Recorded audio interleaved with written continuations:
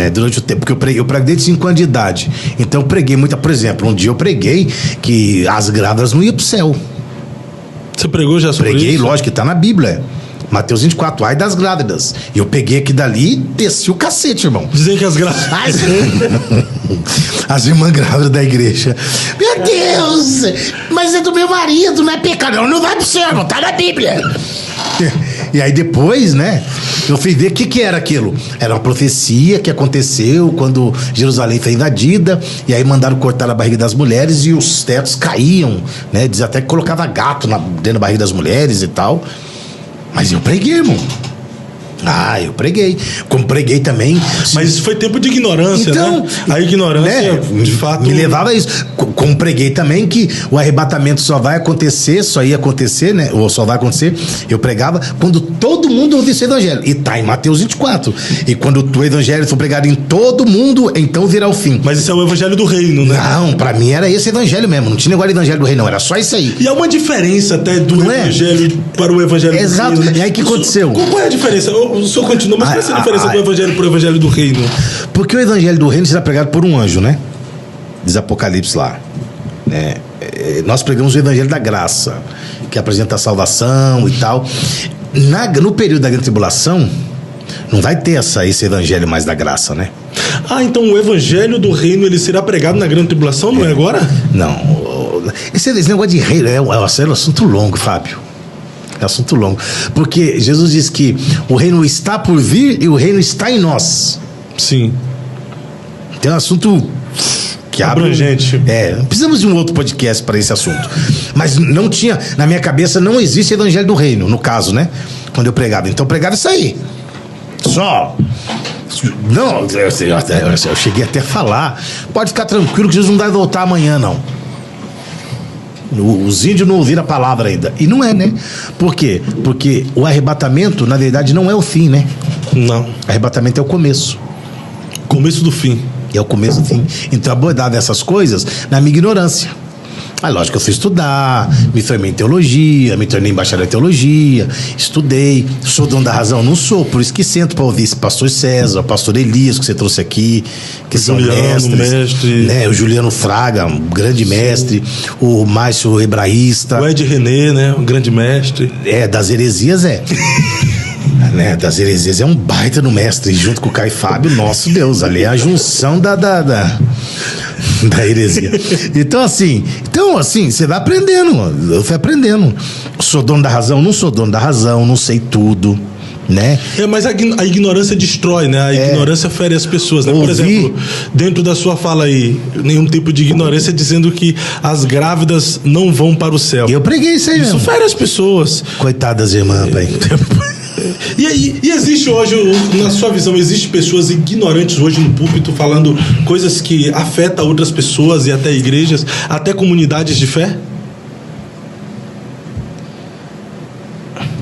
Que precisava de esclarecimentos? Claro que existe. Claro que existe. Até entre nós, da Assembleia de Deus, existem pessoas. Essas coisas precisam ser bem mais esclarecidas, né?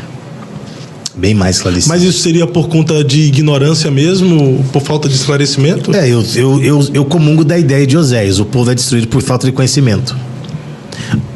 Aí o versículo a seguir diz assim, porque vocês ignoraram o conhecimento, sacerdote, tá? Deus está falando com o sacerdote. Porque vocês ignoraram o conhecimento, eu destruirei vocês. Hoje nós temos uma pleiade de ministros que desconhecem a palavra de Deus. E por que se sucede isso? Porque hoje as pessoas não são separadas para o ministério e não consagradas, porque não existe consagração no Novo Testamento. Foi consagrada, pastor. Bobão. Não existe consagração, pastor. Só separação. É separação, Atos 13:2. Por que acontece isso, Fábio? Porque você é rico, eu gostei de ser, eu sou pastor, eu acho que você é um cara bacana, você está do meu lado, vou te consagrar. Porque boa parte das pessoas que estão no altar estão por conveniência e não por chamado. A igreja virou um grande negócio hoje, né? Ministérios hoje virou coisa de família. É de pai para filho. Feliz é o cara que é filho de um pastor presidente hoje, hein? E não é... Desde que, eu faço até uma ressalva, abrindo uma exceção, né? se tiver chamado, nada contra. Porque tem uns que tem chamado, Mas, irmão. pastor, vamos até olhar uma visão bíblica, né? Vamos ver de reis. De reis, geralmente, Deus passava de pai para filho, não passava? Então, mas tem... O sacerdócio, por exemplo, o pai de Jeremias tinha sido sacerdote, Jeremias estava na escola sacerdotal, sim ou E não? virou o quê? Virou profeta. Mas Ezequiel... Zacarias era sacerdote, o filho dele virou o quê? João Batista era o quê? Sim, profeta. Então não precisa ser porque o pai é. Não precisa ser, mas era uma ideia. O pai de Samuel era sacerdote? Não. E Samuel era? Se tornou. Não precisa ser porque o seu pai é. Não precisa ser. Você precisa ser se você estiver chamado para ser. Não precisa ser, mas... Vocação para ser. Não precisa ser, mas e se Deus achar graça, como achou muitas vezes? Outra coisa, cara, é outra coisa.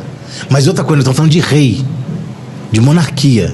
Não tem monarquia no ministério. Mas vamos falar de sacerdócio. Também não tem sacerdote hoje. Não, mas a gente está transliterando para Tá esse bom, tempo, vamos né? transliterar. Vamos transliterar. Você acha que todo filho de pastor é pastor? Não. Filho de pastor não é pastorzinho. É isso que tá querendo dizer. Da mesma forma que um filho de crente não é crentinho. Porque se for assim, Deus errou com Jonatas. Deus tem mal.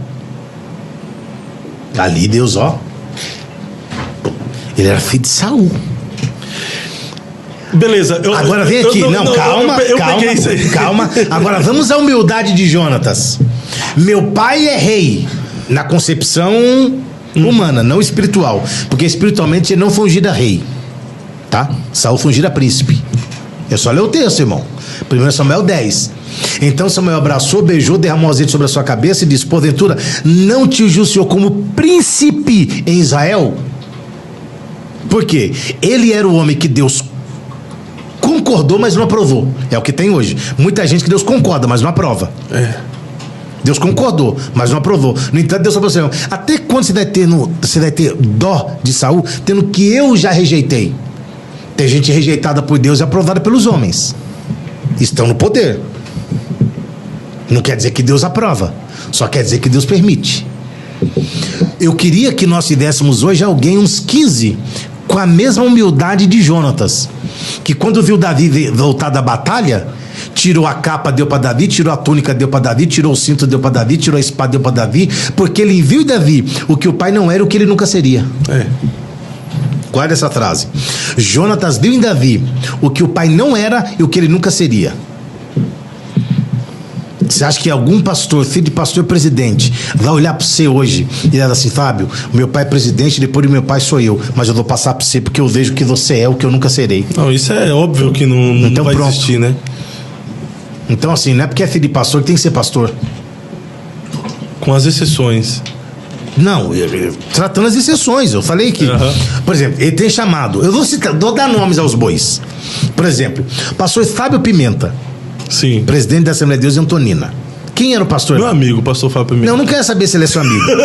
Não está em jogo a sua amizade com ele. Sim. Quem era o pastor lá? Pastor Aparecido, Quem era parecido?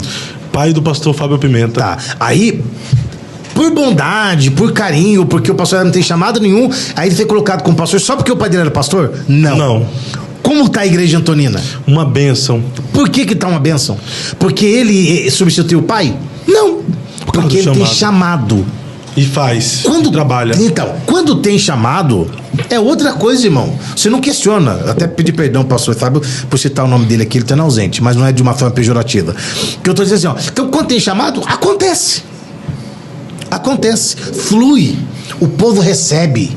Por quê? Porque tem chamado. Agora, você imagina, eu sou pregador, aí meu filho vai ser pregador, vai, Fábio, leva meu filho, mas não vai, é meu filho, quer descer goela abaixo do povo, não dá. Não dá, isso é verdade. Não dá. E eu já vi muitos Não filhos dá. se arrebentando, se quebrando, se frustrando, se decepcionando por causa disso.